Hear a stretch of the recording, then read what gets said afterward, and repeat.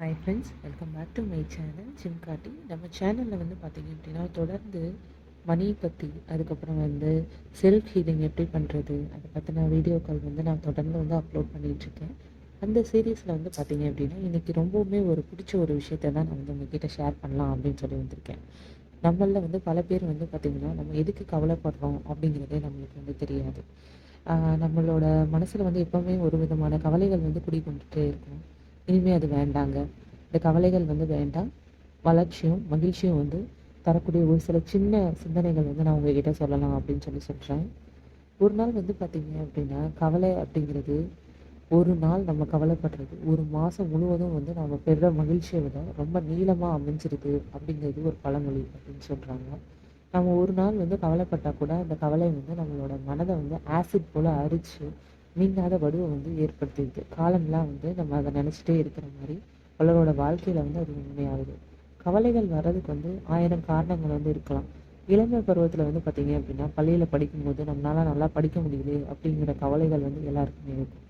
ஒரு ஒரு நாளும் பார்த்திங்கன்னா ஒரு ஒரு வடிவத்தில் நம்மளுக்கு சின்ன சின்ன கவலைகள் நம்மளோட மனசில் வந்துட்டே தான் இருக்கும். அப்போது இதுக்கு ஒரு ஒரு பெஸ்ட் எக்ஸாம்பிளாக வந்து நான் ஒன்று சொல்கிறேன், இதை கேளுங்களேன். ஒரு டீச்சர் வந்து இருக்காங்க. அவங்க வந்து ஒரு ஸ்டூடெண்ட் அவங்க கிளாஸ் ரூமில் அழைச்சி அவங்களோட கையை நீட்ட சொல்கிறாங்க. அப்படி கையை நீட்டும் போது அந்த ஒரு கண்ணாடி குடுவையை எடுத்து கொஞ்ச நேரம் வந்து அதை வந்து கையில் வச்சபடியே நிற்கிறதுக்கு சொல்லியிருக்காரு. அந்த ஸ்டூடெண்ட் வந்து பார்த்திங்கன்னா அப்படியே வந்து அதில் கையில் பிடிச்சிட்டே வந்து நின்றுருக்காரு. ஆசிரியரை வந்து கேட்குறாங்க அவங்கக்கிட்ட, இப்போ வந்து இந்த கண்ணாடி குடுவையை வந்து உங்களால் வச்சிருக்கிறது வந்து ரொம்ப வந்து கஷ்டமாக இருக்கா அப்படின்னு சொல்லி கேட்டிருக்காரு.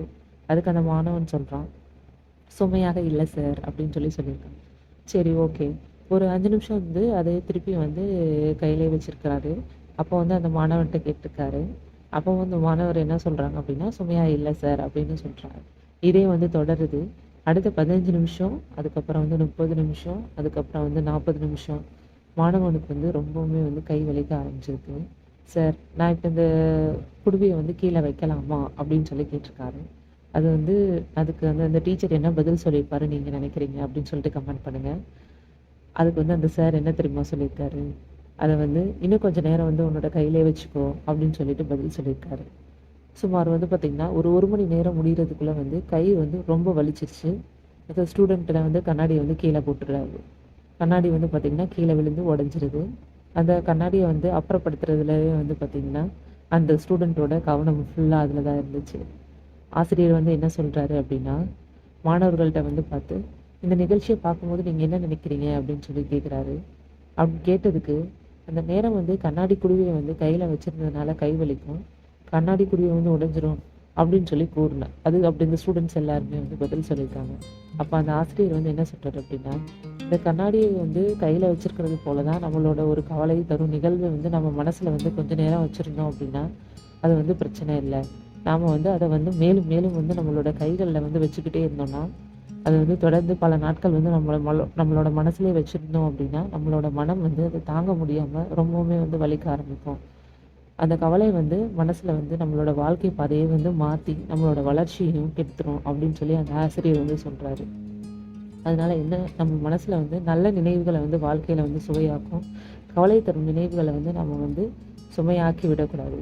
அந்த கண்ணாடி குடுவை போல் வந்து கீழே விழுந்து அது வந்து இதாகிடும். அப்படிங்கிறதுனால நம்ம கவலைகளை மறந்து எப்போதுமே வந்து பார்த்திங்கன்னா நல்ல வெற்றி தரும் சிந்தனைகளை மட்டுமே நம்மளோட மனசில் வந்து வச்சுக்கணும். இது வந்து ஒரு பெஸ்ட் எக்ஸாம்பிளாக வந்து அந்த டீச்சரோட இது வந்து நான் சொல்லியிருக்கேன். இது வந்து நம்மளோட மனசில் வந்து பார்த்திங்கன்னா எப்போவுமே வந்து கவலையான விஷயங்களை வந்து தொடர்ந்து வச்சுக்கிறாதீங்க. நல்ல சிந்தனைகளையும் நல்ல விஷயங்களையும் வந்து நம்ம மனசில் வச்சுக்கிட்டே இருந்தோம் அப்படின்னா நம்மளோட வாழ்க்கை பாதையை வந்து இது திசை திருப்போம். அதுவும் இல்லாமல் நம்ம வாழ்க்கையோட முன்னேற்றத்திற்கும் வந்து அது வந்து வழிவகுக்கும்.